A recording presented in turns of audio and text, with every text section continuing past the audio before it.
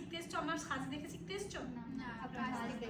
কেউ সাজ দেখে কিন্তু শিখতে আসেনি যে ম্যাম কেমন করে সাজে, কে এসছে কি না। তোমরা যেমন আমার সাজ দেখে শিখতে আসোনি, তেমনি আমার ব্রাইডও। ম্যাম কেন আপনি নিজে এত ভালো করে সেজে থাকেন না? মানে বুঝলাম না।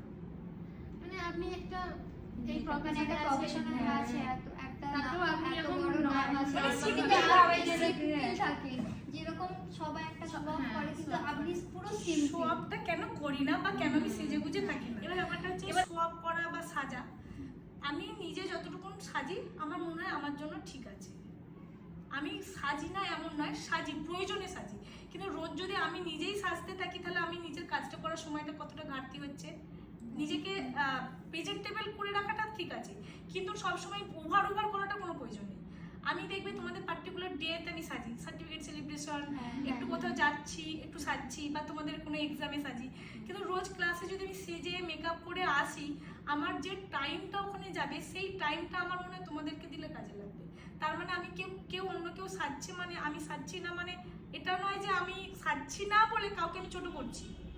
আমার নিজের ব্যক্তিগত মতামত যে আমাকে দেখে ক্লায়েন্ট বুক করে না। আমার সাজ দেখে কি ক্লায়েন্ট আমায় বুক করে? আমার কাজ দেখে, আমার মেকআপ দেখে, আমার ব্রাইড দেখে, বা তোমরা যারা শিখতে এসছো আমার সাজ দেখে শিখতে এসছো? কেউ সাজ দেখে কিন্তু শিখতে আসেনি যে ম্যাম কেমন করে সাজে, কে এসছে কি না।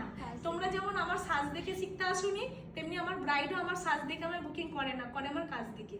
তো সাজবে অবশ্যই, নিজের সাজাটা ভীষণ প্রয়োজন, নিজেকে সুন্দর রাখাটা, নিজেকে ভালোবাসাটাও ভীষণ প্রয়োজন, কিন্তু সেটা করতে গিয়ে যেন নিজের কাজ থেকে ফোকাসটা না সরে যায়। যে রাতে সে চুলো বাঁধে, আমি ওই জন্য বললাম আমি কাজ করি আবার সাজি, দুটোই, কিন্তু রোজ হয় না। কেন আমাকে রোজ 1.5 ঘন্টা 3 ঘন্টা ট্রাভেল করতে হয়। 3 ঘন্টা ট্রাভেলিং বাদ দিয়ে, আমার এখানে ক্লাস বাদ দিয়ে, বাড়িতে সময় বাদ দিয়ে সবটা ব্যালেন্স করতে গেলে আমার সাজার সময় থাকে না। আর তার বাইরেও আমি নিজে সাজতে ভালোবাসি, কিন্তু রোজ নয়, প্রয়োজনে সাজি। প্রয়োজনে তোমরাও সাজবে, তবে এটা জানবে সাজ দেখে বা তোমার ড্রেস, তোমার জুতো, তোমার হেয়ারস্টাইল দেখে ব্রাইড তোমায় বুকিং করবে না। তুমি কি পড়ছো, পরিষ্কার পরিচ্ছন্ন থাকো, নিজের নিট অ্যান্ড ক্লিন থাকো, তাহলেই হবে। মানে তুমি পরিষ্কার পরিচ্ছন্ন ব্যাপারটা আশা করি এটা এক্সপ্লেন করার প্রয়োজন নেই যে আমাদেরকে কতটা মেনটেনে থাকতে হবে, এটুকুনি।